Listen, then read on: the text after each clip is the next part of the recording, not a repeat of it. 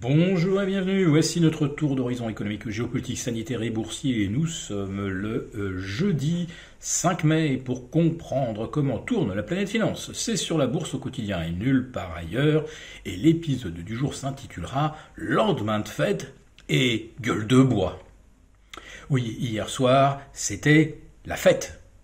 La fête grâce à la Fed, grâce à Jérôme Powell, le meilleur ami des marchés.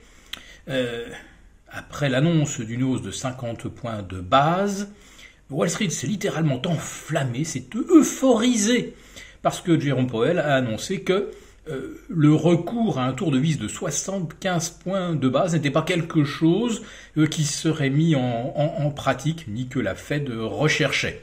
Et pourtant, il y a quelques membres de la Fed qui se sont exprimés dans ce sens. Bref, on a fait retouter le pire au marché, et ça serait un effet soulagement qui aurait provoqué une hausse de 4,4% du Nasdaq en moins d'une heure et demie, une hausse de 550 points en ligne droite, de 600 points sur les plus bas du jour.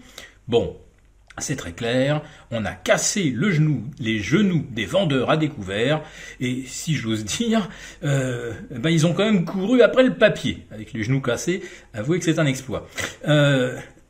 C'est un nouveau contre-pied, un coup de poker une nouvelle fois. En fait, quand vous avez une main faible, qu'est-ce que vous faites? Vous relancez du double ou du triple. Et ceux qui ont des bonnes mains, des fois, quand ils regardent leur pile de jetons, ils se disent je peux pas suivre. Alors, ils jettent leurs mains, même s'ils ont toutes les probabilités pour l'emporter. C'est exactement ce qui s'est passé hier soir. Mais pendant que Wall Street s'euphorisait, qu'est-ce qui se passait sur les marchés obligataires, qui sont quand même les premiers concernés par une Fed qui est apparue moins faucon, moins sévère qu'on ne pouvait le redouter. Mais il ne s'est rien passé du tout sur les marchés obligataires. Les taux longs ont terminé exactement au même niveau qu'en début de séance. Là, il n'y a pas eu la moindre euphorie, la moindre embellie. Et aujourd'hui, à l'instant où j'enregistre, les taux longs américains atteignent et dépassent les 3%. Donc comment on a pu gagner 3% sur le S&P alors que les taux, eux, n'avaient pas varié d'un iota?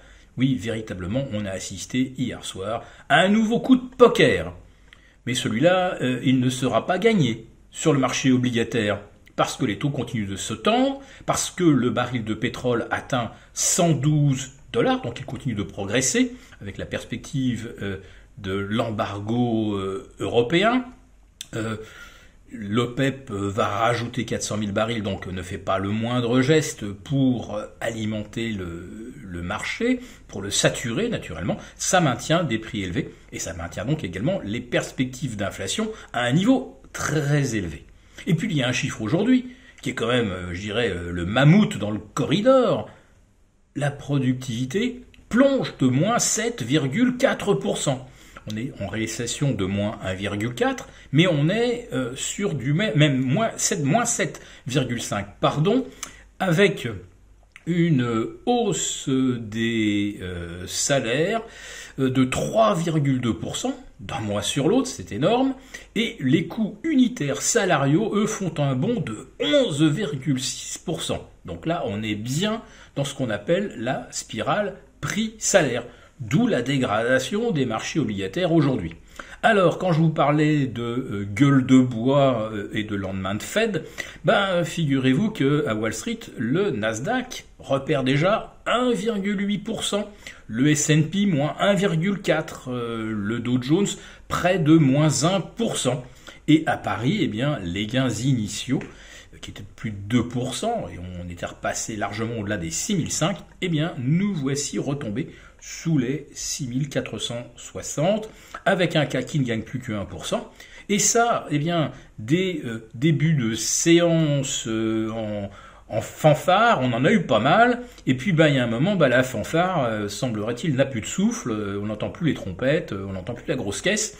Et voilà, derrière, on a un nouveau contre-pied à la baisse. Et c'est un phénomène tout à fait récurrent et qui devrait, bien sûr, nous alerter. Quand on est dans un marché haussier, on commence la séance, si vraiment on y croit, à plus 2, et on enchaîne derrière, on passe à plus 3. Bah, malheureusement, ça ne sera pas le cas aujourd'hui, et ça ressemble plus maintenant à une gueule de bois, et c'est donc ce qu'on observe également à Wall Street.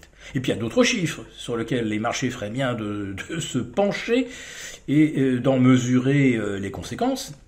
En Chine, le PMI des services s'effondre littéralement. Je crois qu'on était à 45 le mois dernier, on est tombé à 36,4. Et puis en Chine, les ventes d'automobiles s'effondrent littéralement. Bah oui, vous avez un quart de la population chinoise qui se retrouve confinée.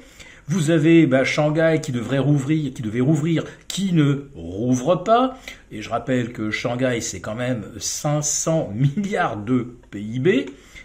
Si Shanghai n'exporte plus ou qu'à 30% de la capacité normale, ça va donc tirer vers le bas la croissance mondiale, parce que ce qui ne part plus de Shanghai n'arrive plus non plus dans nos usines, donc on va être obligé de faire du chômage technique. On va donc avoir un vrai ralentissement, tandis que l'inflation, elle, continue de progresser dans le sillage du pétrole et des matières premières dus aux embargos européens. Donc j'ai l'impression qu'on se prépare à une tempête parfaite et que mercredi soir, grâce à un nouveau coup de poker, on a réussi à retarder l'échéance de 24 ou 48 heures, mais c'est bien la gueule de bois au lendemain de la Fed qui nous attend. Si cette vidéo vous a plu, n'hésitez pas à nous mettre un pouce. On vous retrouve demain pour le live avec nos abonnés désaffranchis. Ne le ratez pas.